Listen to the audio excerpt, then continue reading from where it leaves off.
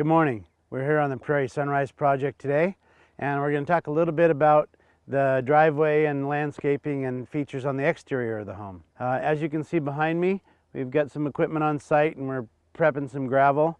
On this particular project, the landscaping and driveway are included. So this driveway will have a bit of a turnout in it and be asphalt paved from here to the front of the garage. And then from there, we've laid out how our sidewalk's going to work, coming from the driveway down at the garage and around to the entryway patio. That will all be a sanded concrete finish on the sidewalk and the entry patio. There'll be a little flower bed behind it, and then a black asphalt driveway coming out to the road. On this project, it's all included. That'll allow us to know a long time ago where the lawn pieces were going to be, where the flower beds were going to be, how the driveway was going to lay out, and really aesthetically have it pre-thought. In this process, the septic system's been installed and is over the bank on towards the property line. All those lines have been ran across the driveway for water and power and etc. and buried. And now we're getting ready to put in sprinkler lines. And in about 2 weeks, there'll be plantings and lawn in place. Another part of this particular lot is there's a little bit of a retaining wall you can probably see over my right shoulder here, the top edge of it.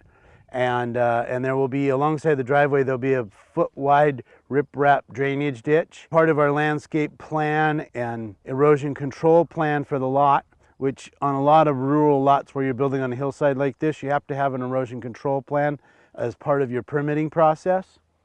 So in this project, the erosion control plan will have us hydroseeding the bank behind me here, hydroseeding the bank on the downhill side over here below the lawn, and that's just to get some vegetation there and keep it from washing out from the rain.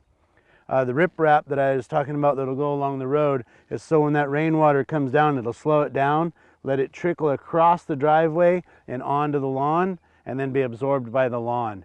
And that's there to help prevent water coming downhill and creating cracks and runs and etc. in your soils. The site has also been sloped slightly downhill to one side and slightly downhill to the back of the house, so that just standard rainwater moves away from the home and continues on down the hill and doesn't get trapped by the foundation. As we get a little further along, we'll now have another segment that you'll be able to see the finished driveway, the plantings, lawn, maybe even the sprinklers run in.